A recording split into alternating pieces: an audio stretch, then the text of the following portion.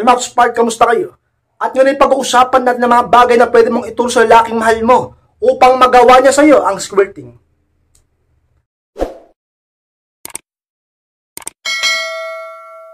At kung handa na kayo, masarap po tayo. At muli, be inspired!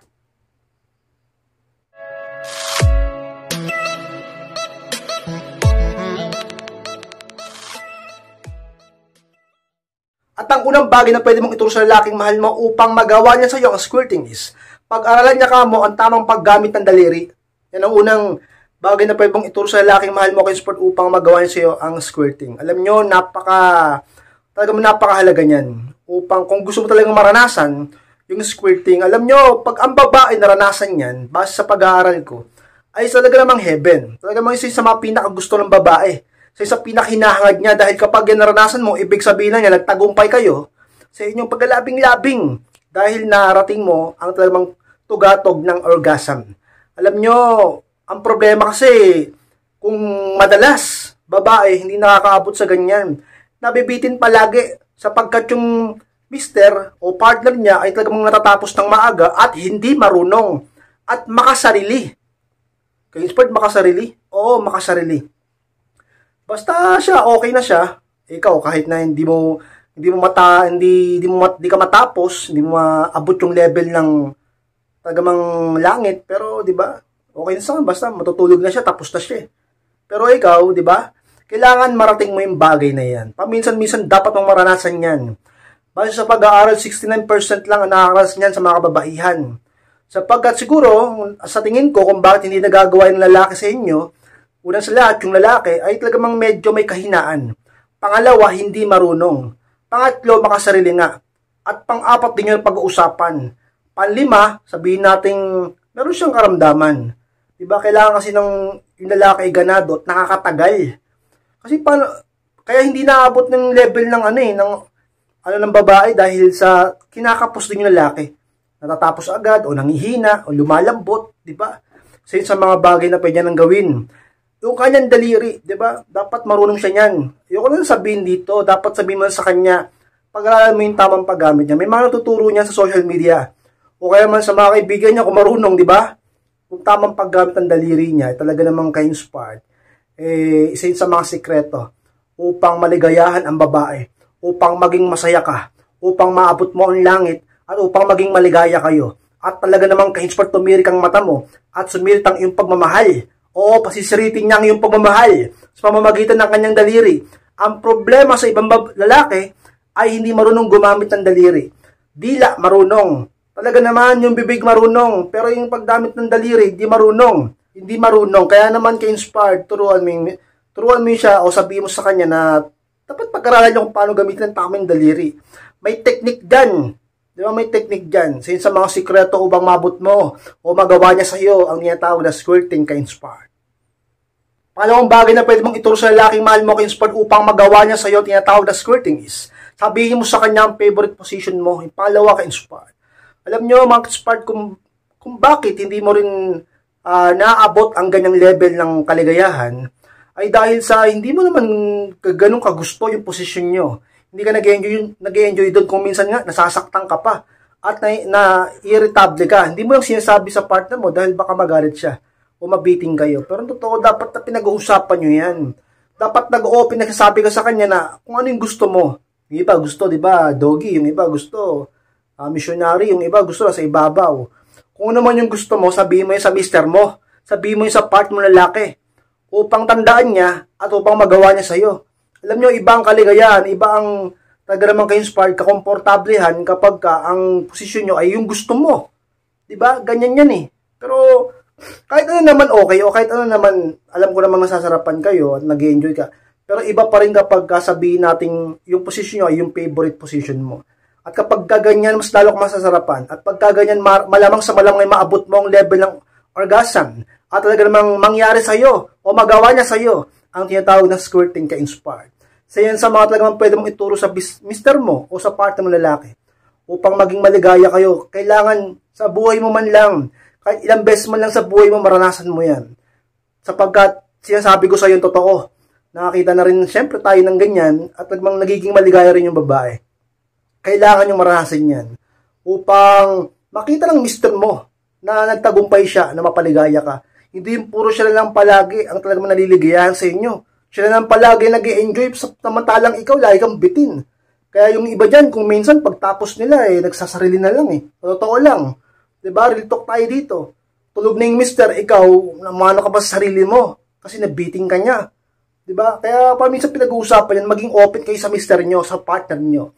So yung sa mga bagay na pwede mong ituro sa kanya upang magawa niya sa iyong squirting ka-inspire. Sabihin mo sa kanya kung anong posisyon ka mas nag-enjoy. Ang paborito mong posisyon upang ito ay talagang magdulot sa iyo ng talagang mataas na level ng orgasm. At mag-squirting ka-inspire. Pangatlong pwede mong sabihin o ituro sa lalaking mahal mo ka-inspired upang magawa niya sa iyo tinatawag na squirting is. Sabihin mo sa kanya na kailangan makatagal siya kahit 15 minutes. Yung pangatlo ka-inspired. Alam niyo mga-inspired, base sa pag-aaral, kung minsan umabot lang ng kung minsan 3 minutes to 7 minutes ang lalaki sa kanilang pag-inig o paglalabing-labing sa kama.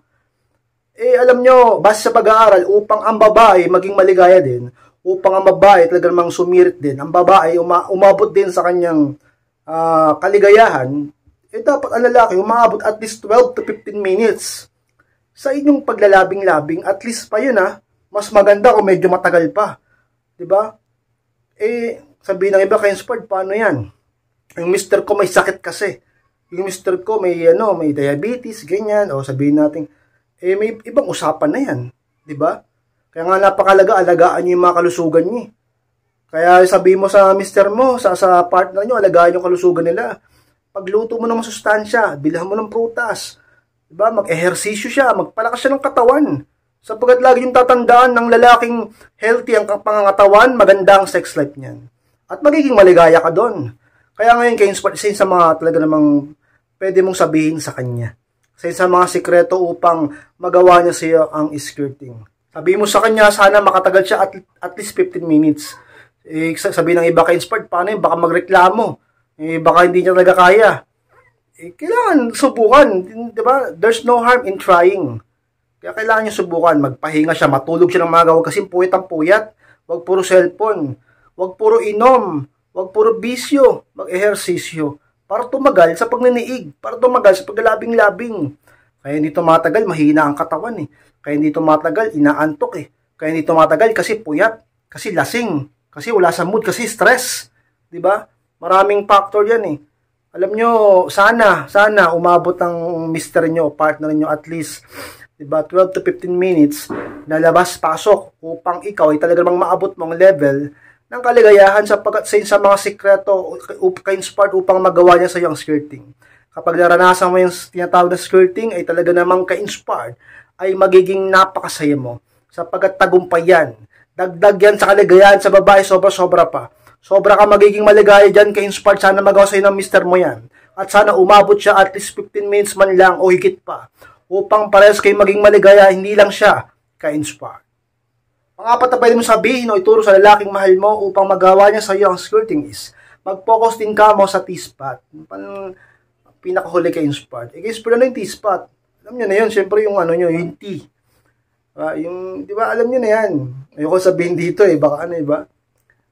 O, yung T-spot nyo, di ba, kung sa lalaki, merong egg kayo, meron din kayong mga lawet, di ba? Sabi natin ganun.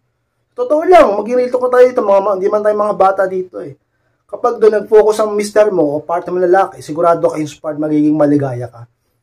May mga babae na ayaw ng ganyan. Mas nakikiliti sila, hindi sila komportable. Pero karamihan ng babae, talagang mga 80 to 90% ay gusto na kinakain o talagang, di ba, pinagpo-focusan ng lalaking mahal nila yung kanilang T-spot sa baba ng kanilang kifi. Di ba? Yung lawit ng kanilang kifi, alam nyo na yan. Since sa mga talagang sikreto, alam nyo, maraming ganyan Kapag yung lalaki nag-focus sa T-spot ng babae, talaga namang yung babae, napapatirik ang mata.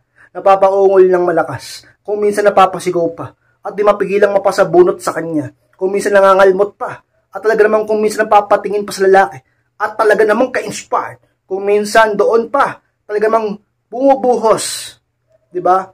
Ang talagang nilalabas yung babae, dahil doon sa T-spot na yan, isipin mo, dila pa lang yon ang gagamitin ng lalaki doon, o daliri. hindi pa yung mismong kargada niya. Mararanasan mo na kagad yung skirting. Napaka ano yan, isa yung sa pinaka-sensitive sa babae, yung T-spot. Kasi dyan talaga tumatama So yun sa mga sikreto, bagay na pwede mong sabihin, turo sa lalaki, pag-usapan niyo upang lalaki niya na mahal mo, ang mister mo, ang partner mo, ay talagang mapaligaya ka ng husto. Hindi yun dapat siya lang. Dapat pinag-uusapan nyo yan.